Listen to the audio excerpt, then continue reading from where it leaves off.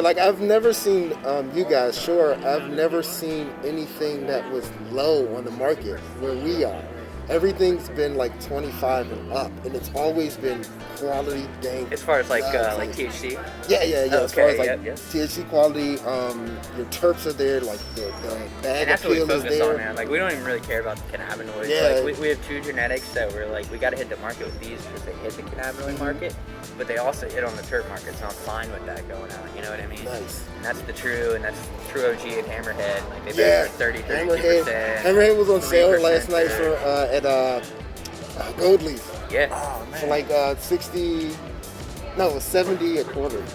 Yeah, that's what I was saying to him. I'm like, 28%, dude. 28%. like you'll never see our weed $60, $65 an eighth. You'll just never see it, even though the quality's there. It's just because that's not what we support. You know what I mean? Like, we just don't want that shit to continue. Yeah, you know, 100%, man. And that's why I was like super excited when Will told us that we get to interview you, because I was like, all right, SureRx always puts out quality. They're one of my favorite companies right now that puts out great quality. Rose, Hammerhead are the 2 favorites right now. Like my manager put me on a Hammerhead, and I was like, yo, Hammerhead has such a unique taste. Like it tastes like fucking seafood. Like it tastes like the fucking shore. Right? Like it's awesome. It's like awesome. So but it like, also I love knocks too. That's the important part. You know what I mean? that's Like I can't have something that tastes good and it also not kind of like smell. So we spoke a little bit earlier about Shure and how it almost has like a brewery feel, where you guys put out a certain amount of genetics or strains for the market. And if you want to just expand on that to the camera, since you just Sure, yeah, absolutely. So generally, I also have a consulting business. The big thing behind my consulting for anything is like figuring out the genetics that appeal to your market. So we're a med market. So the first thing first is like, what are my most medicinal genetics to run? And for us, it happened to be like the True OG, the Hammerhead. That stuff was just a no-brainer. And what happened was, luckily enough, it ended up working well for that technique side. We were talking about it a little bit more earlier, how even though Maryland's a medical program, it really generally seems like a rec field when you kind of walk into an inspection. So it's fortunate enough that we're 2 that kind of fit my profile for choosing for like the final selections on this market. My mentor had got that original bit of genetics in, but I kind of selected to fit the market. But yeah, I think that it gets to be a strange part where we're figuring out with the market how, I guess, could you say the question again? Maybe I'll space it out actually. Just having like that smaller feel. Oh, okay, yeah, I'm sorry. So generally we made the selection so that we could appeal to the medical market, and then also we wanted to make sure that even though we were kind of falling behind in this like med/really rec market, we wanted to also appeal to that too. So a lot of the genetics we were coming out with a little bit higher on the terpene spot to make sure they could switch for people making their hash and all that kind of stuff, people making rosin. So then we started coming out with more of the higher terpene stuff that I think fits the market. So you'll see every year I'll release a little bit of stuff that I think just kind of fits that, you know, people want to see something new, something good, different flavor, but you'll always see kind of that main liner of the med stuff, and that's just to make sure that we're appealing to the market of our community, and we're making sure we're taking care of the people around us, and then making sure that the right people are also happy, and we can also pay our bills, I guess. Yeah, that's always good, right? Yeah, I mean, some of the med stuff's really good, but if you're not keeping up and playing the hits, then nobody's going to come to your jams. With everything that's happening with COVID and everything, how has that affected your hunt? Because you pretty much go to these events, you talk to these growers, you get to meet these seed guys. How has everything pretty much slowing down affected your hunt? As far as like picking up seeds and hunts and stuff, like I haven't really bought much from other people. You know, like I think a big thing is, you know, there's a lot of genetics on the market, but did the person go and smoke those genetics with the person that bred that stuff? Yeah. If you're not able to go do that right now, you know, it's kind of like a weird market. Like I think one of my more favorite events was like the Emerald Cup. Like a lot of people talk about, aka the Breeders' Cup. And, like I was standing in line talking, you know, with this guy who's, you know, got Royal Sour, and it's like Royal Sour's fantastic. I had no idea I liked Royal Kush. Like I had no idea. I love Kush, but you hear all these things about Royal, just like, it's just got a fancy name, and then you start looking into it, all right, well, it's a pretty well-bred line, it's pretty inbred, and then all of a sudden someone breaks out a badge from Royal Sour. You're like, oh, that's fantastic. I want Royal in my line right now. Like, so yeah, a lot of that's been missing. Like, there's definitely been that connection where, like, I would love to go sit and, sniff a jar at DJ's New Light or, something like that. But, like, you just can't do that right now. But in light of that, though, a lot of breeders have had the necessity to come out of the limelight and be like, hey, man, we got to sit and talk on, like, a podcast. Or, like, I got to sit and, like, shoot the shit with people so that they know what I'm still doing. Yeah. So it's been cool because you're starting to hear a lot more stories that you didn't hear prior. Yeah. It was a little bit weird. Like, Water, you're welcome.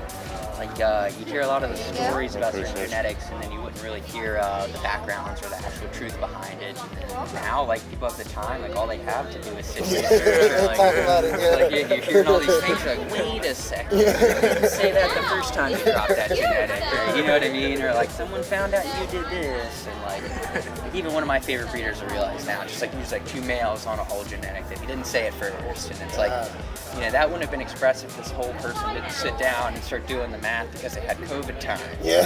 Start calling it COVID time. COVID This time. era is going to be known as. It's some COVID time. And we figured it out. A lot of babies being made around. Yeah, right. Maybe some They're good. People have time to dial it in. But so it's been strange as far as like breeding goes and picking up genetics and things. Like you just have to start going by like the hype stuff, like what you see like being blasted.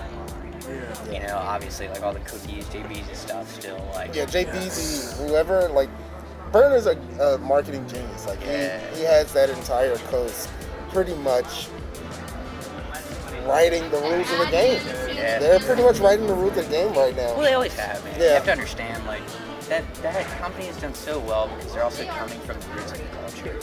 California's the roots of the culture. Here in Maryland, we don't know any better. Anything that comes from the West over here, we're just like, okay, that's the roots of the culture. It's California. We want it, we want it. It's good weed. But, like, I was saying to Will, like, you can't knock the hustle. Those guys are doing a fantastic job of making their company expand. But as far as, like, Maryland culture goes, like, it's a way different thing than what those guys are doing. And I'll be honest, like, I'm in cahoots with a lot of these local, like, just actual home growers or guys that do their black market thing. Like, man, a lot of the quality that comes out of here because we are a farming community.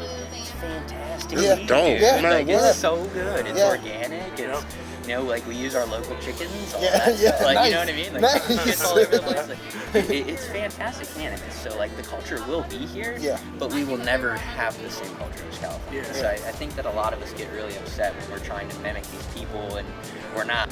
How did you get in touch with Shore Naturals? How did you become the head cultivator there?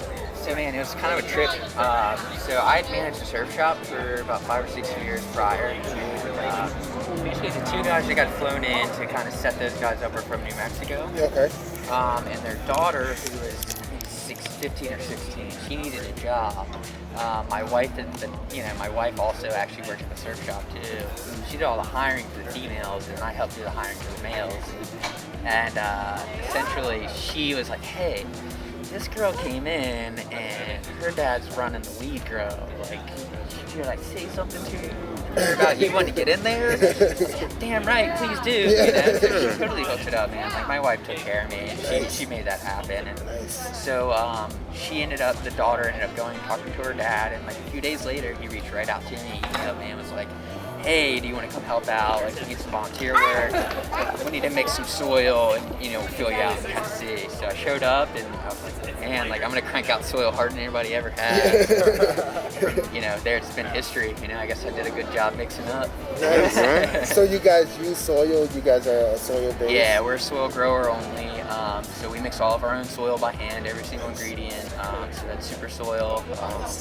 And again, that's all organic based. Yeah, I mean, the farming community, of course, like you said, you got your own chickens here, like you can definitely use organic that. corn right across the street from us. Yeah, We just gotta compete, you know what I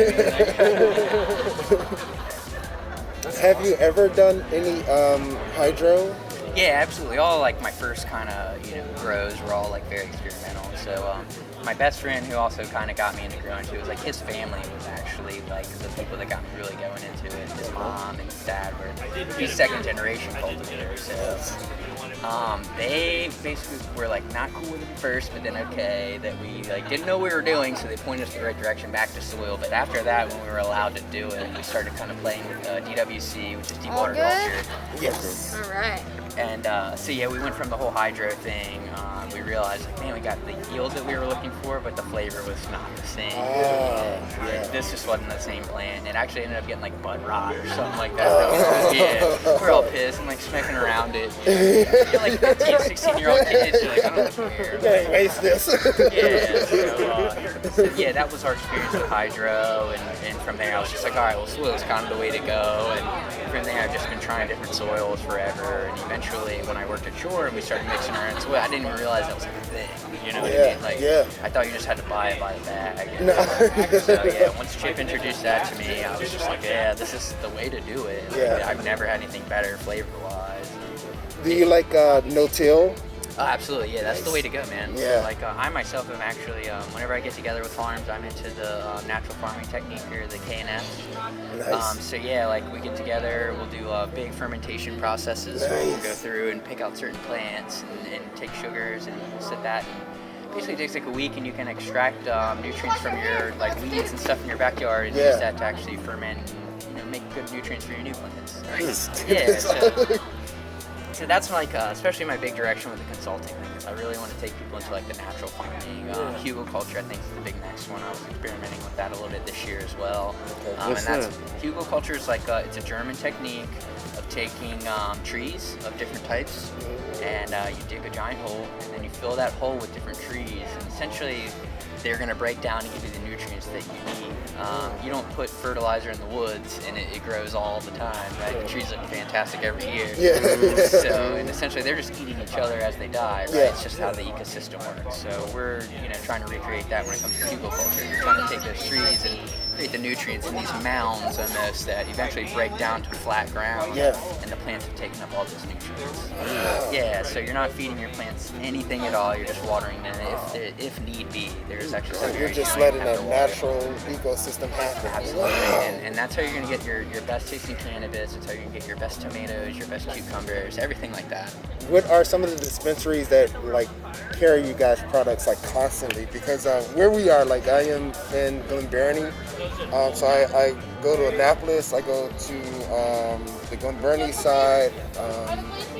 I've gone to Rockville for some stuff. I haven't gone to the city yet, but like, what are some of the best dispensaries for you? We try to actually release to our local dispensaries first to make sure that like our community is supported first. So Positive Energy, High Tide, and Peninsula Alternative Health.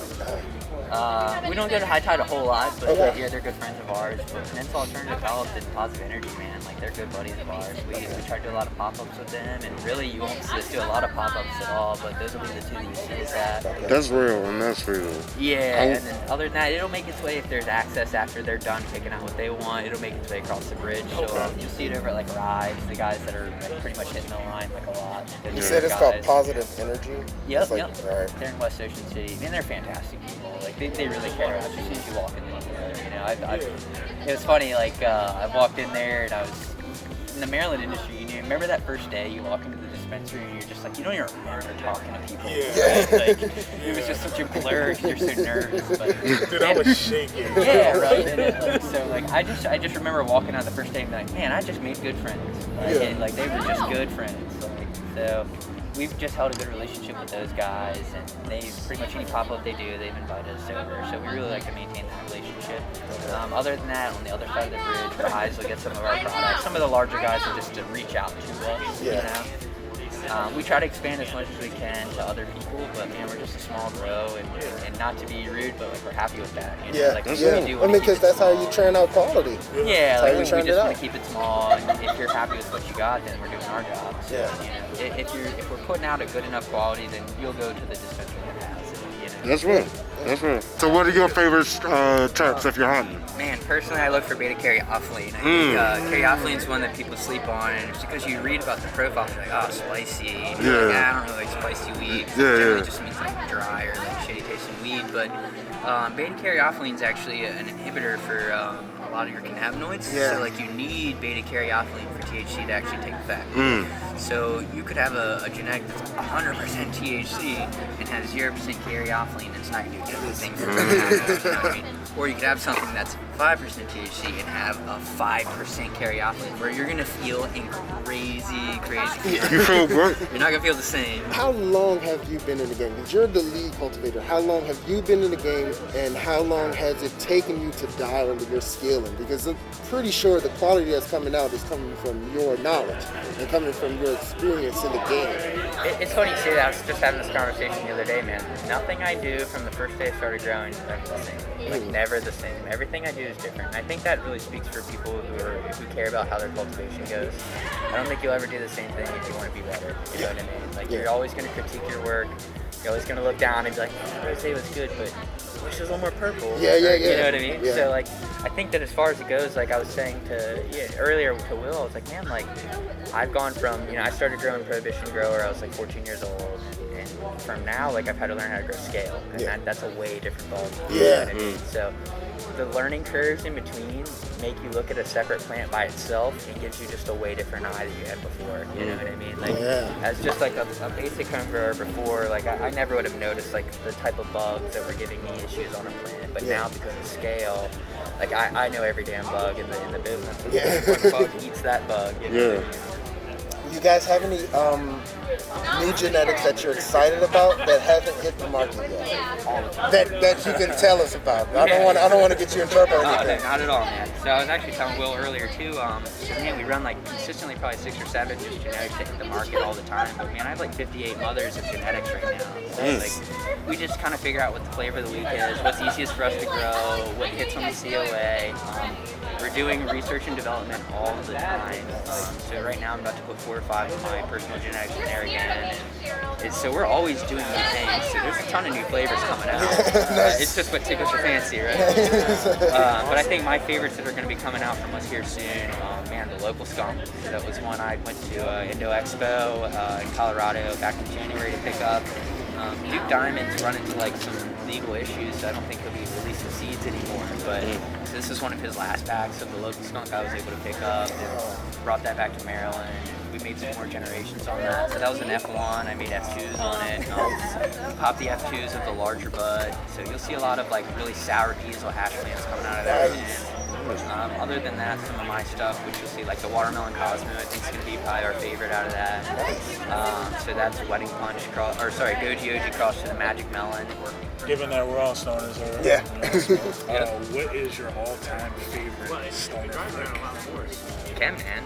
You're not like Chem Dog, you blew it. No, your movie. It's on the movie. Favorite Flick. I thought I said Flake. Flick. Oh, man. Probably Grandma's Boy. Oh. I'd say Grandma's Boy or Joe Dirt's actually probably my favorite. Yeah, Joe Dirt's good. Going on break. So, like, going to your favorite strain. What is your favorite strain? Oh, the Chem 91. For sure. Like, you just don't beat the Chem. It's potent. It's got that almost kush taste, but then it kind of takes it to like that lemon zest almost. Like the 91's a little bit more fuely than the D, but man, I really do like both of them. Like the D is really good too. I run something called Dog Patch. And that's like the Chem D across from the Chem 91 VX2. So it's like I selected for the 91 and the D just because I love both the flavors so much. You know what I mean? So it's like I had some of that last week. I got some of the strains Dog Patch. Yes, dude. Yeah, it's very tasty that's stuff. That's what I'm smoking on right now, actually. Yeah, it's very tasty stuff. Yeah, if I'm out of my patch, then I'll get some of their patch. Did you get the Piscotti? Was it Piscotti gelato? No, I could not. I didn't see it anywhere. I didn't see so it either. Good. Oh my god. Did you get I do want to grab Piscotti it. from Verona? No, that's where. No, No, we haven't tried that one. But the one that came out, I think it was grassroots. The Biscotti. Yeah, I think it was grassroots. It's good. Oh my gosh, I couldn't. Gassy. Yes, it was so gassy. Like, I had my entire steak. It's pretty funny to see the cakes really just kind of doing their thing, right? Yeah, dude, it exploded. That Yeah, cake the whole line, exploded, right? dude. I Just mean, like the it's cookies. There, though. It is yeah, there. yeah, Like yeah. Beezy put his work into that. Yeah. Seed Junkies is running the game right now. Oh, Jay Beezy is definitely like he's putting out the most strains right now. He's putting out a lot of like market hitting strains over Yeah. that, like genetics. But man, as far as like people that are hitting, like doing the best in the game, like there's so many good people, man. Like Mean Gene's probably like really the big breeder. I think that everybody wants to be like that guy. Yeah, Mean Gene, Freeborn Selections. Like his stuff's so hard to get. It's very rare. It's expensive. That's why I went to California in 2018 just to get his stuff and just. Nice. Other than that, man, there's some really other good people too. Like Relentless Genetics is doing a great job. I think Skunk VA doesn't get enough appreciation. That's held onto the cat dog for 29 years now. Skunk VA, what else? Duke Diamond is his buddy too. Duke Diamond's the man. All these guys are Virginia guys. Nice. Yeah. Nice. Beezy, I think he just hit the market right. And what's cool about Beezy though is he was smart. Like he bred, used the cookies, he made his Cushmans, which is like his main male. Yeah. Killer male, by the way. Yeah. And then Cookies just was like, look, you did the right selection on stuff that came from our gear. Like let's incorporate do it, you, yeah. right? I feel like Jay-Z is like the epitome of like rapper weed. Yeah. 'Cause pretty much everything he's put out, like that's all rapper weed, dude. That's all rapper And weed. he's a real dude too, man. I'm Yeah. gonna say that. Like he's a family guy. Like he's just a hard worker dude.